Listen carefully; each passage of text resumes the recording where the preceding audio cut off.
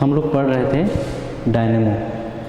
Dynamo जो होता है यह यांत्रिक ऊर्जा को विद्युत ऊर्जा में परिवर्तित करता है। और डायनेमो जो होता है यह दो प्रकार का होता है, प्रत्यावर्ती धारा डायनेमो और दिष्ट धारा डायनेमो। प्रत्यावर्ती धारा डायनेमो के बारे में हम पिछली कक्षा में देख चुके हैं। आज हम देखते हैं दिष्ट धारा डायनेमो। दिष्ट धारा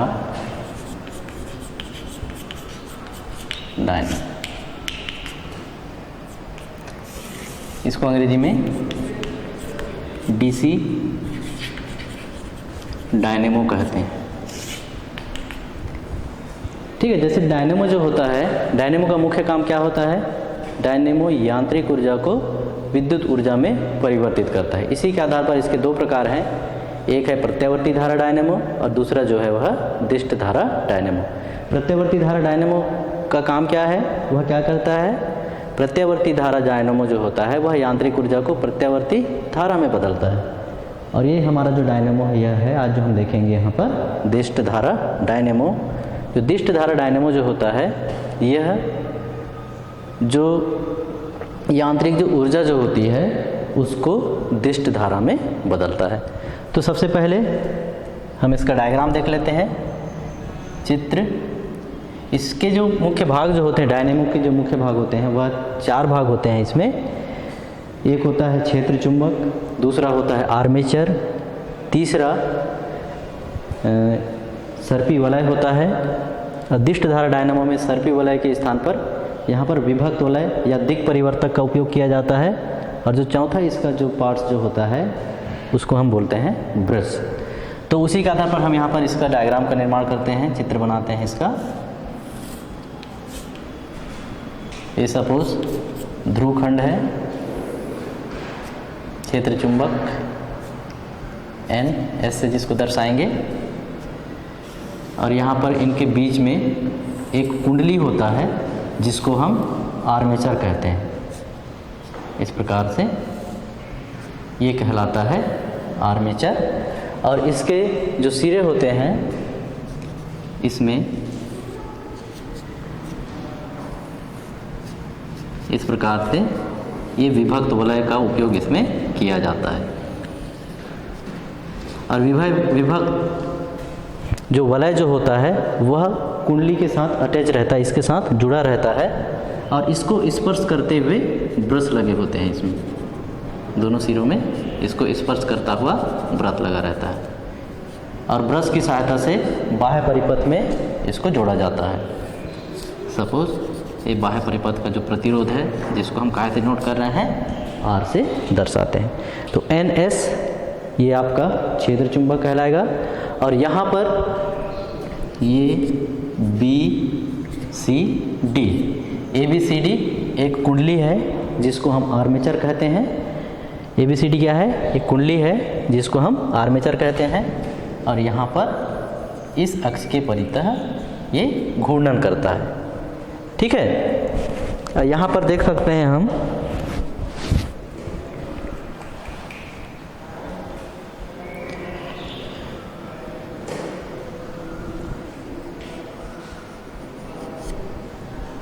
अब यहाँ पर हम देख सकते हैं इसको, ये है आपका विभक्त वलय। विभक्त वलय को सपोज हम यहाँ पर इसको S1 से डिनोट करें, इसको S2 से डिनोट करें, ब्रश B1 को डिनोट करें और इसको B2 से डिनोट करें। तो उस स्थिति में यहाँ पर इसके चार पार्ट्स हो गए। NS क्षेत्र चुंबक हो गया, ABCD ये आर्मेचर हो गया, और B1 और B2 ब्रश हो गए, और S1 और S2 जो है यहाँ पर, जैसे प्रत्यावर्ती धारा डायनेमो में S1 और S2 सर्पी वलय होता था, तो यहाँ पर ये S1 और S2 जो होगा ये कहलाता है यहाँ पर विभक्त वलय, या इसको हम बोल सकते हैं दिक् परिवर्तक। ठीक है,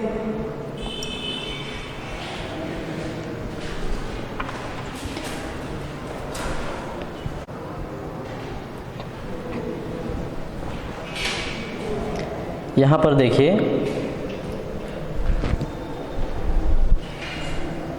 इसको B1 दीजिए,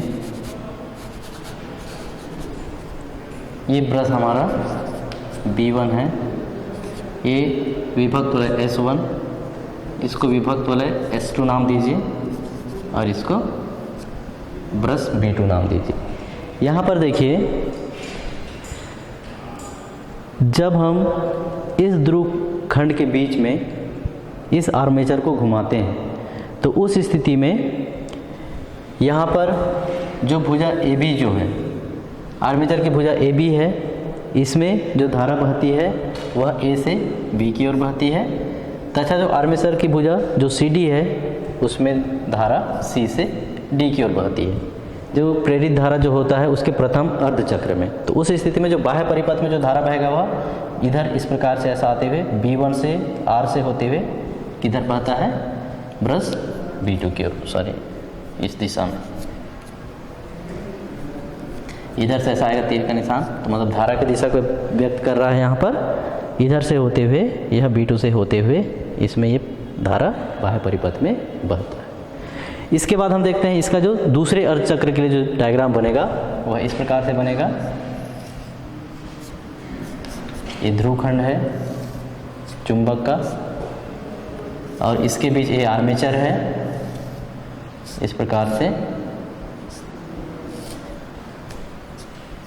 और यहाँ पर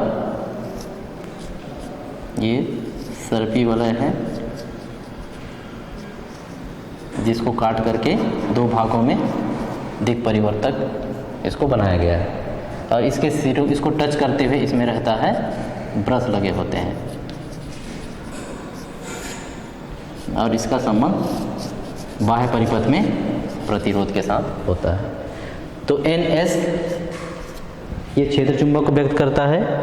यहाँ पर CD, जब आधे चक्र के पश्चात जो आर्मेचर है उसके भुजाओं की स्थिति में परिवर्तन हो जाता है, तो यहाँ पर AB के स्थान पर CD आ जाएगा, CD के स्थान पर AB, इस प्रकार से। और यहाँ पर जो ब्रश की जो स्थिति जो होती है, ब्रश की स्थिति वही रहती है, मात्र जो दिक् परिवर्तक जो होता है उसकी स्थिति में बदलाव हो जाता है। तो यहाँ पर आधे चक्र के पश्चात इधर S1 आ जाता है, सर्पी वलय का आधा हिस्सा, और इधर S2 आ जाता है इधर, क्योंकि ब्रश जो होते हैं वो स्थिर होते हैं, और जो इसमें जो विभक्त वलय जो लगा होता है, या जिसको हम दूसरे शब्द में और क्या बोलते हैं, दिक् परिवर्तक, मात्र इसके स्थान में परिवर्तन होता है। तब इस स्थिति में जो इसमें धारा बहने की जो दिशा जो होती है आर्मेचर में, वह D से C की ओर होता है और B से A की ओर, और बाह्य परिपथ में जो धारा जो बहता है प्रतिरोध R में, वह धारा बहता है B2 से B1 की ओर। तो इस प्रकार से ये दिष्ट धारा डायनेमो का नामांकित चित्र है, जहाँ पर NS इसके 4 हिस्से हैं, क्षेत्र चुंबक जिसको हम चित्र में NS से दर्शाए हैं, दूसरा होता है आर्मेचर, आर्मेचर को ABCD से दर्शाया गया है, और तीसरा कहलाता है विभक्त वलय, या इसी को हम बोलते हैं दिक् परिवर्तक, दिक् परिवर्तक, जिसको हम यहाँ पर डिनोट कर रहे हैं S1 और S2 से, तथा चौथा है यहाँ पर ब्रश, जिसको हम B1 और B2 से दर्शा रहे हैं। तो इस प्रकार हम यहाँ पर देख सकते हैं दिष्ट धारा डायनेमो के 4 मुख्य भाग होते हैं। एक होता है क्षेत्र चुंबक, दूसरा होता है आर्मेचर, तीसरा होता है विभक्त वलय या दिक् परिवर्तक, और चौथा इसका जो मुख्य हिस्सा जो होता है वह कहलाता है ब्रश। तो क्षेत्र चुंबक जो होता है वह नाल चुंबक हो सकता है या फिर कोई विद्युत चुंबक होता है। आर्मेचर जो है नर्म लोहे का बना होता है जिसके ऊपर विद्युत रोधी तांबे के तार को लपेटा गया होता है। और जो विभक्त वलय जो होता है यह तांबे का जो सर्पी वलय होता है उसको 2 बराबर भागों में बांट करके उसको हम आर्मेचर के साथ जोड़ देते हैं, और यह आर्मेचर के साथ ही साथ घूमता है। लेकिन आर्मेचर की जो धुरी होता है उसके साथ विद्युत रूप से अवरुद्ध होता है, मतलब वो विद्युत के संपर्क में नहीं रहता, लेकिन जो विभक्त वलय जो होता है वह आर्मेचर के साथ घूमता है। और जो विभक्त वलय को स्पर्श करता हुआ ब्रश लगा रहता है, और ब्रश का संबंध बाह्य परिपथ के से होता है। तो इस प्रकार से ये इसके मुख्य भाग हो गए। अब हम इसकी क्रियाविधि समझ सकते हैं। क्रियाविधि में क्या होता है, प्रथम अर्धचक्र में यहाँ पर जो प्रेरित धारा की जो दिशा जो होती है वह ABCD इस दिशा में होती है, और इस स्थिति में प्रथम अर्धचक्र में जो बाह्य परिपथ में जो प्रतिरोध लगा है उसमें जो धारा बहती है वह ब्रश B1 से B2 की ओर बहता है। उसके बाद फिर जो दूसरा जो हिस्सा होता है, इसमें जो दूसरा जो उसका चक्र होता है, प्रेरित धारा का जो दूसरा अर्धचक्र होता है उसमें जो धारा की जो बहने की जो दिशा जो होती है वह DCBA इस दिशा में धारा बहता है। और फिर यहाँ पर ये इसका मुख्य अक्ष है, मुख्य अक्ष को भी बना देंगे डायग्राम में। और फिर इसमें जो धारा की जो दिशा जो होती है वह होती है DCBA प्रेरित धारा की दिशा। और बाह्य परिपथ में जो धारा बहता है, जो परिपथ में जो प्रतिरोध लगा है, यहाँ पर इसकी दिशा हो जाती है ब्रश B2 से B1 की ओर। ठीक है, तो इस प्रकार से दिष्ट धारा डायनेमो कार्य करता है। और यहाँ पर जो हमारा जो आउटपुट में जो धारा जो प्राप्त होता है, आउटपुट में जो धारा जो प्राप्त होता है वह DC धारा होती है, क्योंकि यहाँ पर देख सकते हैं हम यहाँ पर सर्पी वलय, जैसे अपन जो प्रत्यावर्ती धारा डायनामो होता है उसमें सर्पी वलय का उपयोग करते हैं, जबकि दिष्ट धारा डायनामो में हम काहे का उपयोग कर रहे हैं, यहाँ पर विभक्त वलय का। सर्पी वलय को हम दो भागों में बांटते हैं और वो कहलाता है दिक् परिवर्तक या विभक्त वलय। तो विभक्त वलय का काम क्या होता है, विभक्त वलय जो प्रेरित धारा की जो दिशा है उसको बदलता नहीं है, ठीक है ना, एक ही दिशा में हमको प्रत्येक अर्धचक्र के लिए हमको धारा का मान प्राप्त होता है। इस प्रकार से हमको यहाँ पर दिष्ट धारा प्राप्त होता है, इसलिए हम इसको इस डायनेमो को कहते हैं दिष्ट धारा डायनेमो। इसके बाद हमारा अगला टॉपिक है दिष्ट धारा मोटर।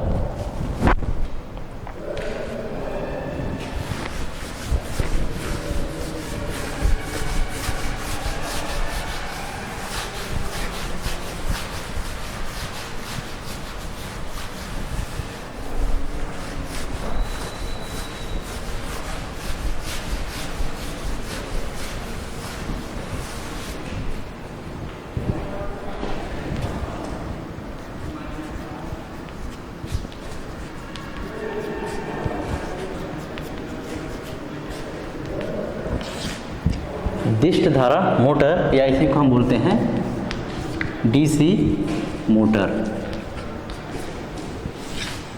दिष्ट धारा मोटर या DC मोटर, इसकी जो संरचना होती है यह भी दिष्ट धारा डायनेमो की तरह ही होता है, बस थोड़ा सा अंतर होता है इसमें। इसमें जो बाह्य परिपथ जो होता है उसमें एक बैटरी लगा होता है और बैटरी के साथ एक कुंजी को हम जोड़ते हैं। तो यहाँ पर हम देखते हैं दिष्ट धारा मोटर के बारे में। तो दिष्ट धारा मोटर का हम इसको कैसे परिभाषित करेंगे, जैसे जो डायनेमो जो होता है वह क्या करता है, यांत्रिक ऊर्जा को विद्युत ऊर्जा में बदलता है, ठीक है। और जो हमारा जो मोटर जो होता है वह इसका जस्ट उल्टा होता है। उल्टा का मतलब इसमें जो दिष्ट धारा मोटर जो होता है यह विद्युत ऊर्जा को यांत्रिक ऊर्जा में परिवर्तित करता है। दिष्ट धारा मोटर का काम होता है, यह वह उपकरण होता है जो कि विद्युत ऊर्जा को यांत्रिक ऊर्जा में बदलता है। अब इसका हम रेखा चित्र देखते हैं। इसमें भी जो मुख्य इसके पार्ट जो होते हैं, जैसे दिष्ट धारा डायनेमो का जो मुख्य हिस्सा होता था, मुख्य पार्ट जो 4 भाग होते थे, सेम वैसा ही यहाँ पर भी होता है। तो इसका जैसे अपन यदि डायग्राम बनाना चाहें तो सेम उसी प्रकार से बनेगा। सपोज ये क्षेत्र चुंबक है जिसको अपन NS से डिनोट करते हैं। इसके बीचों बीच एक कुंडली है, कुंडली को हम दर्शाएंगे ABCD से। सपोज A पॉइंट है, A B है, इस पॉइंट को C से दर्शाएं और इस पॉइंट को D से दर्शाएं, इस प्रकार से। और यहाँ पर भी विभक्त वलय लगा होता है। सपोज ये विभक्त वलय है जिसको अपन S1 और S2 से डिनोट करते हैं, ठीक है। और इसको स्पर्श करता हुआ इसमें ब्रश लगा रहता है,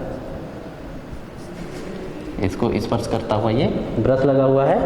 और इसका जो बाह्य परिपथ जो होता है इसमें एक बैटरी लगा रहता है और बैटरी के साथ एक कुंजी लगा होता है। ठीक है ना। सपोज हम बैटरी को ई से डिनोट करें और कुंजी को के से डिनोट करें, और ये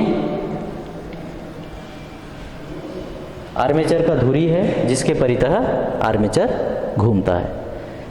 इसी प्रकार से इसका दूसरा हिस्सा ये प्रथम अर्ध चक्र के लिए होगा। जब विद्युत ऊर्जा जो है विद्युत ऊर्जा जब यांत्रिक ऊर्जा में परिवर्तित होगी तो उस स्थिति में यहाँ पर पहले अर्ध चक्र के लिए है, और जो दूसरे अर्ध चक्र के लिए जो डायग्राम है उसको हम इस प्रकार से बना सकते हैं। सपोज ए ध्रुवखंड का, चुंबक का ध्रुवखंड का एन सिरा है और ये साउथ सिरा है, और इसके बीचों बीच ये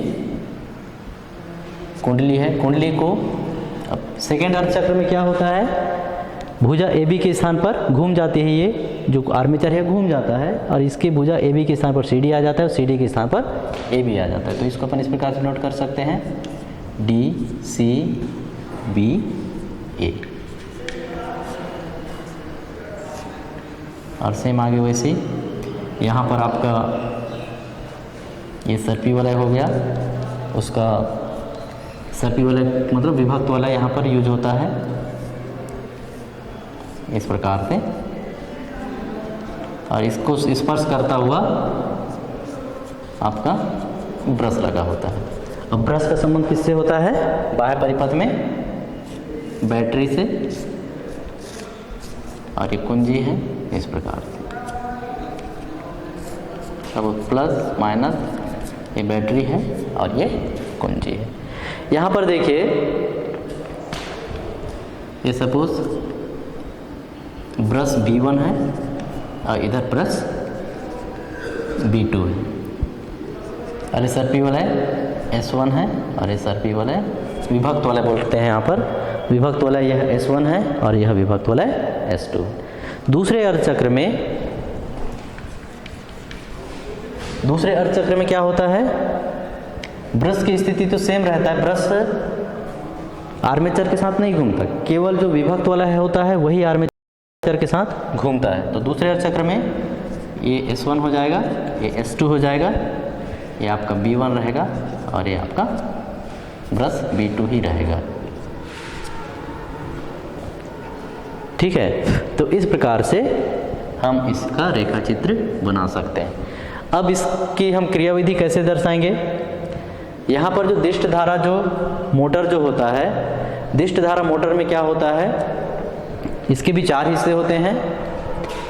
कौन कौन से 4 हिस्से, एक होता है क्षेत्र चुंबक, जिसको हम चित्र में कहाँ से दर्शाए हैं, NS से दर्शाए हैं। दूसरा क्या होता है, आर्मेचर, आर्मेचर को हम ABCD से दर्शाए हैं, आर्मेचर ABCD। और तीसरा होता है इसका मुख्य भाग विभक्त वाला या दिक् परिवर्तक, विभक्त वलय, इसको हम यहाँ पर दर्शाए हैं S1 और S2 से, और इसका चौथा हिस्सा होता है ब्रश, और ब्रश को यहाँ पर कहाँ से दर्शाए हैं, B1 और B2 से दर्शाए। ठीक है, तो यहाँ पर देखिए इसमें क्या होता है, चूंकि देखिए आर्मेचर की धुरी के साथ एक बड़ा सा पहिया यहाँ पर जोड़ा जाता है। जब हम यहाँ पर क्या करते हैं, ये जो बैटरी लगा है, जब हम कुंजी को ऑन कर देते हैं तो उस स्थिति में बैटरी में से क्या होता है, विद्युत धारा, जब हम ऑन करते हैं तो इसमें से विद्युत धारा प्रवाहित होती है। विद्युत धारा प्रवाहित होने के कारण ये जो हमारा जो आर्मेचर है, आर्मेचर से संबंधित जो चुंबकीय फ्लक्स का जो मान है उसमें परिवर्तन होता है, और यहाँ पर प्रेरित धारा उत्पन्न हो जाती है, जिसके कारण ये जो कुंडली है, आर्मेचर जो है वह घूमना शुरू कर देता है। ठीक है, तो प्रथम अर्ध चक्र में जो धारा की जो दिशा जो होती है वह A से B की ओर और C से D की ओर, इस प्रकार से इसमें धारा प्रवाहित होती है। उसके बाद फिर जब ये आधा चक्र घूम जाता है तो उस स्थिति में क्या होता है, आधे चक्र घूमने के पश्चात जो विभक्त वलय है उसके स्थिति में परिवर्तन हो जाता है। तो उस स्थिति में परिवर्तन होने के कारण जो अगले जो अर्ध चक्र में जो होता है उसमें आर्मेचर में बहने वाली जो धारा की जो दिशा होती है वह डी से सी की ओर और बी से ए की ओर, इस प्रकार से इसमें धारा प्रवाहित होती है। ठीक है, तो ये हो गया दिष्ट धारा मोटर। अब हम इसकी क्रियाविधि को कैसे बता सकते हैं? जैसे यहाँ पर जो ब्रुश B1 और B2 है उसके बीच हम किसको जोड़े हैं? एक संचायक सेल और एक कुंजी को जोड़े हैं। और जब हम कुंजी का प्लग के को हम जोड़ देते हैं तो उस स्थिति में कुंडली जो ABCD है इससे संबद्ध जो चुंबकीय फ्लक्स है उसके मान में यहाँ पर परिवर्तन होता है। और यहाँ पर उस स्थिति में यहाँ पर होता क्या है, जब इसमें हम प्रेरित धारा भेजते हैं इस कुंडली में तो उस स्थिति में AB जो भुजा है उसमें ऊपर की ओर बल लगता है प्रथम अर्ध चक्र में, और फिर जो CD जो भुजा है इसमें नीचे की ओर बल लगता है। तो यहाँ पर काहे का निर्माण होता है? बल युग्म का निर्माण होता है। तो जब बल युग्म का निर्माण होने की वजह से और दोनों बल युग्म क्या करते हैं? एक दूसरे के विपरीत दिशा में कार्य करते हैं। तो उस स्थिति में ये इस आर्मेचर को घुमाते हैं। उसके बाद फिर अगले अर्ध चक्र में क्या होता है? आधा चक्र घूमने के पश्चात यहाँ पर फिर जो CD जो भुजा है उसमें फिर विपरीत दिशा में बल कार्य करता है, उसके विपरीत दिशा में फिर AB भुजा में बल कार्य करता है, फिर यहाँ पे बल युग्म का निर्माण करता है, तो निर्माण होता है। तो उस स्थिति में क्या होता है? कुंडली फिर से उसी दिशा में घूमना प्रारंभ कर देती है। इस प्रकार से कुंडली लगातार एक ही दिशा में घूमता है। और जो कुंडली के साथ चूँकि क्या जुड़ा रहता है? एक गतिपालक चक्र जुड़ा रहता है और वह गतिपालक चक्र घूमने लगता है। तो इस प्रकार से हमने यहाँ पर क्या किया? इस बैटरी के माध्यम से, इस सेल के माध्यम से हम यहाँ पर विद्युत ऊर्जा इस कुंडली को दिए और इस कुंडली में जो बल युग्म उत्पन्न हुआ उसके कारण ये कुंडली घूमना प्रारंभ हुआ। और फिर चूंकि कुंडली के साथ या आर्मेचर की धुरी के साथ क्या जुड़ा हुआ है? एक गतिपालक पहिया, और वह गतिपालक पहिया घूम रहा है। तो इस स्थिति में क्या हो रहा है? विद्युत ऊर्जा किस में परिवर्तित हो रही है? यांत्रिक ऊर्जा में परिवर्तित हो रही है। तो इस प्रकार से ये दिष्ट धारा मोटर की क्रियाविधि है।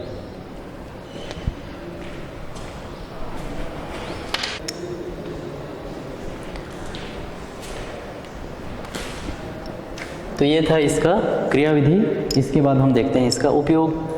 जो दिष्ट धारा मोटर का जो उपयोग जो होता है वह कहाँ कहाँ पर हो सकता है? जैसे विद्युत पंखा हो गया, विद्युत पंखा को जैसे घुमाने के लिए दिष्ट धारा मोटर का उपयोग होता है। कूलर हो गया, कूलर में भी मोटर का उपयोग होता है। उसी प्रकार जैसे फ्रिज है, फ्रिज में भी दिष्ट धारा जो मोटर होता है उसका उपयोग होता है। मिक्सर हो गया, वॉशिंग मशीन हो गया, इन सारी चीज़ों में दिष्ट धारा मोटर का उपयोग होता है। इसके बाद हम देखते हैं यहाँ पर विरोधी विद्युत वाहक बल। हमारा अगला जो टॉपिक है वह है विरोधी विद्युत वाहक बल।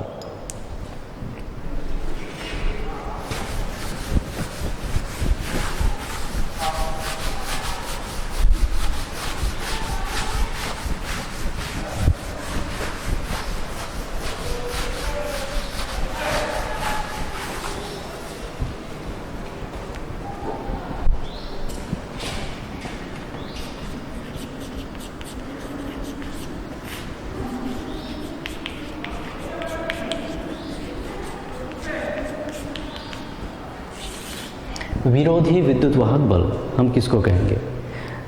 जब विद्युत मोटर का जो आर्मेचर जो होता है वह जब चुंबकीय क्षेत्र में घूमता है तो उससे बद्ध जो चुंबकीय फ्लक्स का जो मान होता है उसमें क्या होता है? परिवर्तन होता है, जिसके कारण वहाँ पर जो कुंडली जो होता है उसमें प्रेरित विद्युत वाहक बल उत्पन्न होता है। ठीक है, और उसकी जो दिशा जो होती है वह जो मुख्य विद्युत वाहक बल है उसकी दिशा के विपरीत होती है। तो ये जो प्रेरित विद्युत वाहक बल जो उत्पन्न हुआ है जिसकी दिशा मुख्य विद्युत वाहक बल की दिशा के विपरीत है, तो इस प्रेरित विद्युत वाहक बल को ही हम विरोधी विद्युत वाहक बल कहते हैं। जैसे मान लो विद्युत मोटर पर यदि हम मुख्य विद्युत वाहक बल E लगा रहे हैं, यदि मान लो कोई विद्युत मोटर है उस पर हम मुख्य विद्युत वाहक बल कितना लगा रहे हैं? E लगा रहे हैं। और यहाँ पर जो प्रेरित विद्युत वाहक बल जो उत्पन्न हो रहा है जिसको हम क्या कहते हैं? विरोधी विद्युत वाहक बल। सपोज जो कितना है ई के बराबर है, ठीक है। और बाह्य जो कुंडली का जो प्रतिरोध है वो मान लो किसके बराबर है, आर के बराबर है, ठीक है।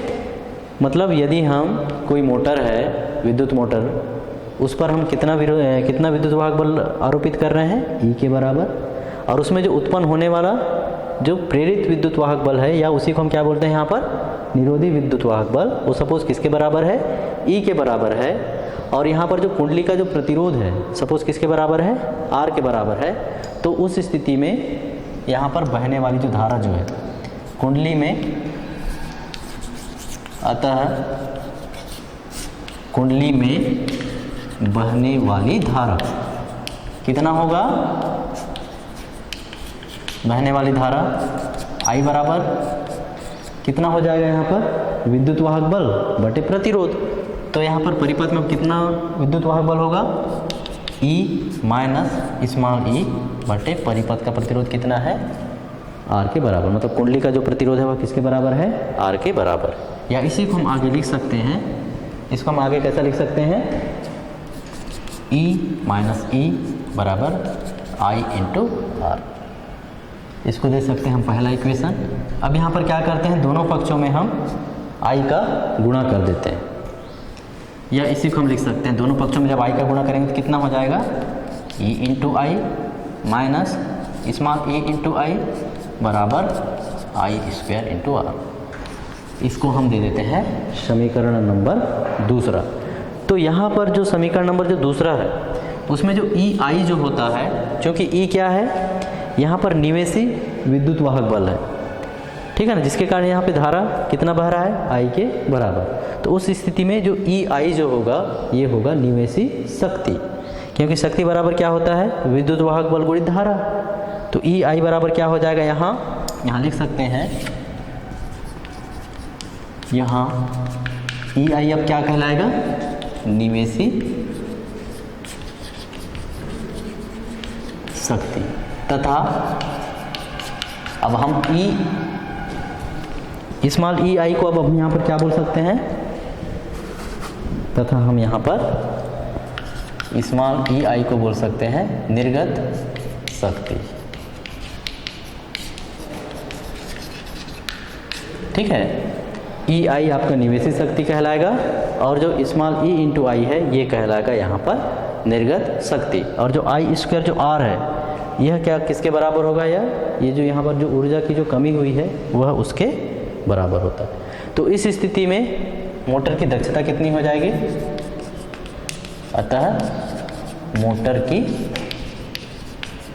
दक्षता ईटा इज इक्वल टू कितना होता है, निर्गत शक्ति बटे निवेशी, निर्गत शक्ति बटे निवेशी शक्ति गुणित 100%। या इसी को हम लिख सकते हैं आगे, ईटा इज इक्वल टू निर्गत शक्ति कितना है, यहाँ पर स्मॉल e इंटू आई बटे कैपिटल E बटे I इंटू 100%। या इसी को हम आगे लिखेंगे तो यहाँ पर क्या क्या कैंसिल हो जाएगा, I से I कैंसिल हो जाएगा और हमको प्राप्त होगा यहाँ पर eta is equal to small e बटे कैपिटल E इंटू 100%। ये जो फार्मूला है यह किसके लिए उपयोग होगा, मोटर की दक्षता ज्ञात करने के लिए, ठीक है। तो इस प्रकार से मोटर की जो दक्षता जो होगी ईटा इज इक्वल टू कितना होगा, स्मॉल e बटे कैपिटल E इंटू 100%। जहाँ स्मॉल e क्या है, यह है विरोधी विद्युत वाहक बल, और कैपिटल E क्या है, यहाँ पर जो आरोपित विद्युत वाहक बल उसका मान है। तो इस प्रकार से हो गया ये विरोधी विद्युत वाहक बल। तो विरोधी विद्युत वाहक बल किसको बोलते हैं, जब विद्युत मोटर का जो आर्मेचर जो होता है उसको चुंबकीय क्षेत्र में जब घुमाया जाता है तो उस स्थिति में कुंडली से संबद्ध जो चुंबकीय फ्लक्स जो होता है उसके मान में परिवर्तन होता है, और उसके मान में परिवर्तन होने के कारण कुंडली में प्रेरित विद्युत वाहक बल उत्पन्न हो जाता है, और ये जो प्रेरित विद्युत वाहक बल जो उत्पन्न हुआ है उसे ही हम निरोधी विद्युत वाहक बल कहते हैं, ठीक है। चलो अब इसके बाद हम देखते हैं यहाँ पर डीसी जो डायनेमो है और डीसी जो मोटर है उसमें क्या डिफरेंस है, क्या अंतर है, उसको भी देख लेते हैं।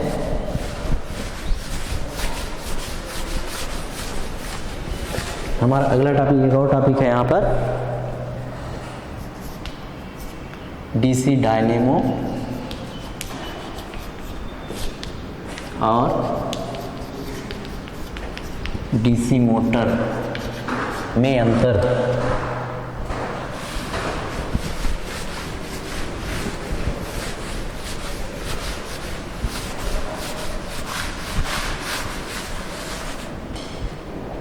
डीसी डायनेमो और डीसी मोटर में अंतर। ठीक है, तो इधर एक तरफ रहेगा डीसी डायनेमो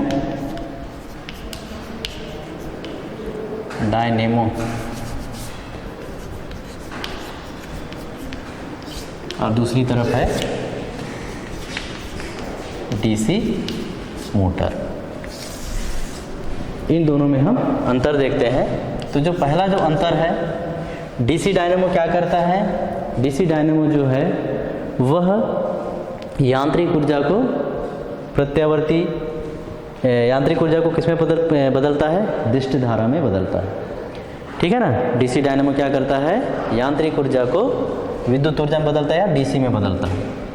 और जो डीसी मोटर जो होता है यह क्या करता है, जो विद्युत ऊर्जा है उसको यांत्रिक ऊर्जा में परिवर्तित करता है।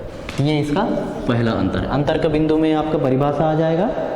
उसके बाद फिर दूसरा जो होता है, तो डीसी डायनेमो जो होता है यह विद्युत चुंबकीय प्रेरण के सिद्धांत पर आधारित होता है, जबकि डीसी मोटर क्या होता है, डीसी मोटर जो है इसका सिद्धांत क्या होता है, यदि चुंबकीय क्षेत्र में किसी धारावाही चालक में यदि धारा प्रवाहित किया जाता है तो उस धारावाही चालक पर क्या कार्य करता है, बल कार्य करता है। उस सिद्धांत पर डीसी मोटर कार्य करता है। उसके बाद फिर जो डीसी डायनेमो जो होता है, डीसी डायनेमो में फ्लेमिंग के दाएं हाथ के नियम का पालन होता है। इसमें डीसी डायनेमो जो होता है उसमें फ्लेमिंग के दाएं हाथ के नियम का पालन होता है, जबकि जो डीसी मोटर होता है इसमें फ्लेमिंग के बाएं हाथ के नियम का पालन होता है। ठीक है ना। उसके बाद फिर इसमें चौथा अंतर क्या बता सकते हैं हम यहाँ पर, इसमें क्या होता है आपका जो डीसी डायनेमो जो होता है उसमें चुंबकीय क्षेत्र में कुंडली को जब हम घुमाते हैं तो उस स्थिति में प्रेरित विद्युत वाहक बल उत्पन्न होता है। और डीसी मोटर में क्या होता है, हम चुंबकीय क्षेत्र में जो कुंडली है उसमें हम धारा प्रवाहित करते हैं जिसके कारण वह कुंडली घूमना चालू करता है। ये डीसी मोटर में होता है। तो इस प्रकार से इसमें अंतर के 4 बिंदु हैं। पहला बिंदु क्या है, डीसी डायनेमो क्या करता है, डीसी डायनेमो यांत्रिक ऊर्जा को विद्युत ऊर्जा में परिवर्तित करता है। और डीसी मोटर क्या करता है, यह विद्युत ऊर्जा को यांत्रिक ऊर्जा में परिवर्तित करता है। डीसी डायनेमो कौन से सिद्धांत पर कार्य करता है, डीसी डायनेमो विद्युत चुंबकीय प्रेरण के सिद्धांत पर कार्य करता है, जबकि जो डीसी मोटर जो होता है वह कौन से सिद्धांत पर कार्य करता है, डीसी मोटर जो कोई चुंबकीय क्षेत्र है उसमें यदि कोई धारावाही चालक तार है उस पर जब हम धारा भेजते हैं तो उस पर क्या लगता है, बल लगता है। उस सिद्धांत पर डीसी मोटर कार्य करता है। और डीसी जो डायनेमो जो होता है इसमें फ्लेमिंग के दाएं हाथ के नियम का पालन होता है, और जो डीसी मोटर होता है इसमें फ्लेमिंग के बाएं हाथ के नियम का पालन होता है। डीसी डायनेमो में क्या होता है, डीसी डायनेमो में कुंडली को जब हम घुमाते हैं, ठीक है ना, तो उस स्थिति में कुंडली से संबद्ध चुंबकीय फ्लक्स के मान में परिवर्तन होता है, जिसके कारण वहाँ पर प्रेरित विद्युत वाहक बल उत्पन्न होता है। और यहाँ पर डीसी मोटर में क्या होता है, यहाँ पर चुंबकीय क्षेत्र में यदि कुंडली है उसमें धारा प्रवाहित करते हैं तो वह कुंडली घूमने लगता है। तो इस प्रकार से इसमें हम 4 अंतर बता सकते हैं। इसके बाद हमारा अगला टॉपिक है यहाँ पर, ये हमारा इस यूनिट का अंतिम टॉपिक होगा, वो है आपका मोटर स्टार्टर।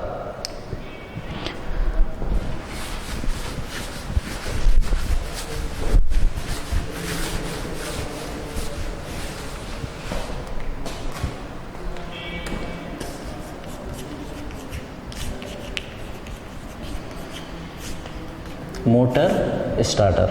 अब ये मोटर स्टार्टर क्या होता है, जो मोटर का जो आर्मेचर होता है उसको क्षतिग्रस्त होने से बचाने के लिए वहाँ पर उसके साथ श्रेणी क्रम में उच्च प्रतिरोध का हम एक परिवर्ती प्रतिरोध लगा देते हैं, जिसको कहा जाता है मोटर स्टार्टर।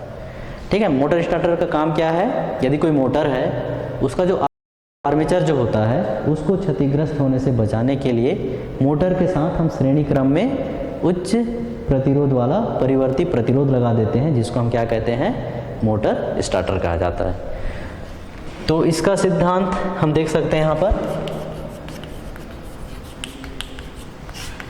जैसे हमको पता है, अभी विरोधी विद्युत वाहक बल में हमने देखा था, यदि मान लो मोटर के आर्मेचर पर यदि हम कोई विद्युत वाहक बल आरोपित करते हैं, सपोज वो विद्युत वाहक बल किसके बराबर है? ई के बराबर है। तो उस स्थिति में वहाँ पर प्रेरित विद्युत वाहक बल उत्पन्न हो जाता है, जिसको हम कहाँ से नोट करते हैं? उसी को हम कहते हैं विरोधी विद्युत वाहक बल, जिसको हम दर्शाते हैं ई से। तो उस स्थिति में यदि परिपथ में बहने वाली धारा आई हो और यहाँ पर जो कुंडली का जो प्रतिरोध है सपोज किसके बराबर है? आर के बराबर है। तो उस स्थिति में जो परिपथ में जो बहने वाली जो धारा है आई बराबर कितना होता है? ई माइनस स्मॉल ई बटे आर। इस सूत्र से हम इसको दर्शाते हैं।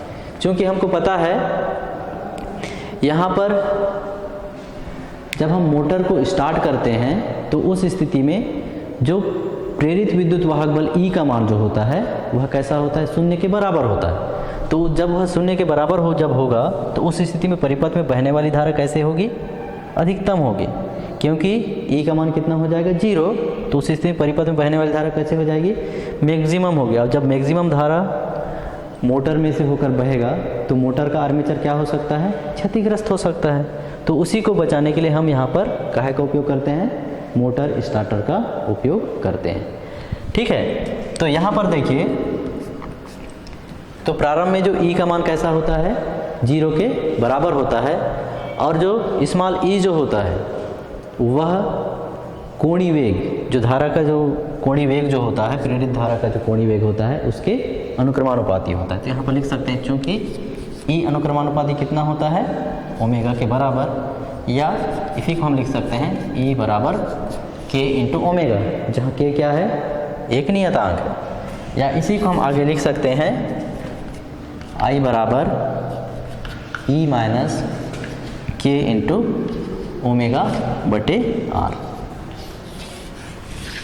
चूँकि प्रारंभ में ओमेगा बराबर 0, अतः आई का मान कैसा मिलेगा? मैक्सिमम। और इसका मान किसके बराबर मिलेगा? ई बटे आर के बराबर हमको प्राप्त होता है। ठीक है ना? तो यहाँ पर तो इस स्थिति में चूँकि जब इतने धारा आर्मेचर से होके बहेगा तो आर्मेचर क्या हो सकता है? क्षतिग्रस्त हो सकता है। तो इस स्थिति से बचने के लिए हम आर्मेचर में, मतलब मोटर में आर्मेचर के साथ श्रेणी क्रम में किसको जोड़ते हैं? मोटर स्टार्टर को जोड़ते हैं, जो कि एक उच्च प्रतिरोध का परिवर्ती प्रतिरोध होता है। ठीक है, अब इसकी हम यहाँ पर संरचना देखते हैं, मोटर स्टार्टर कैसा होता है।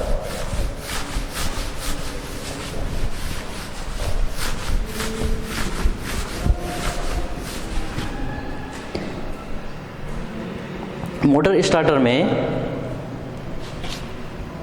यहाँ पर एक प्रतिरोध है,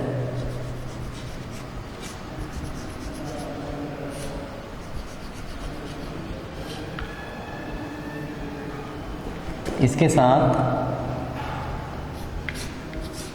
यहाँ पर एक विद्युत चुंबक लगा रहता है और विद्युत चुंबक के साथ श्रेणी क्रम में आपका मोटर जुड़ा रहता है। यहाँ पर मोटर जुड़ा रहता है और इसका संबंध एसी मेंस से होता है। ठीक है, और यहाँ पर एक छड़ रहता है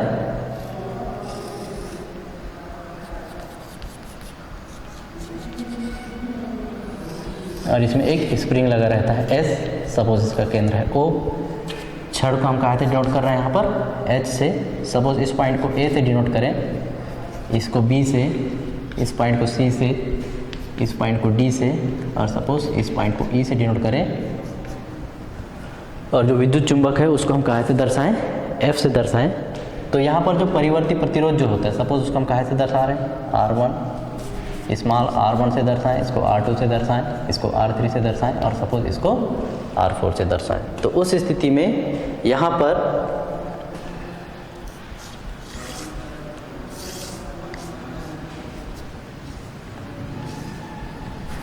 इस प्रकार से ये आपका AC मेंस है। तो ये जो संरचना है यह मोटर स्टार्टर की संरचना है। इसमें देख सकते हैं यहाँ पर जो F जो है यह एक विद्युत चुंबक है, M मोटर है, ठीक है। और यहाँ पर जो R1, R2, R3 और R4 ये जो इस प्रकार से दर्शाया गया है यह परिवर्ती प्रतिरोध को शो कर रहा है। H एक छड़ है, तो हम इसकी और इसको हम AC मेंस के साथ जोड़े हैं। S यहाँ पर एक स्प्रिंग है। तो हम इसकी क्रियाविधि को हम कैसे बता सकते हैं, जब हम मोटर को चालू करते हैं तो उसके लिए हम क्या करते हैं, H को मतलब ये जो छड़ है उसको स्टार्टर के साथ, स्टार्टर का जो सिरा कितना है A है, स्टार्टर के सिरे A से क्या करते हैं, टच करते हैं। उसके बाद फिर ये जो छड़ है वह क्रमशः स्प्रिंग चूँकि इससे लगा हुआ है तो इस छड़ मतलब ये जो प्रतिरोध है इसको क्रमशः टच करते जाता है और लास्ट में कहाँ तक पहुँचता है, E तक पहुँचता है। तो उस स्थिति में यहाँ पर प्रतिरोध के मान में क्रमशः परिवर्तन होता है, जिसके कारण क्रमशः धारा का मान कम होते जाता है और फिर यहाँ पर जो आर्मेचर में जो बहने वाली धारा वह क्रमशः कम होते जाती है। इस प्रकार से हमारा जो आर्मेचर जो है वह क्षतिग्रस्त होने से बच जाता है। तो इस प्रकार से ये हो गया मोटर स्टार्टर, ठीक है। तो हमने यहाँ पर इस इकाई में जो प्रत्यावर्ती धारा से संबंधित जो प्रत्यावर्ती धारा परिपथ था, ट्रांसफार्मर हमने देखा, डायनामो के बारे में जाने, मोटर हो गया, मोटर स्टार्टर, विद्युत वाहक बल्ब, इन सब के बारे में हमने यहाँ पर अध्ययन किया। और इस प्रकार से ये हमारा जो यूनिट है वो समाप्त होता है। धन्यवाद।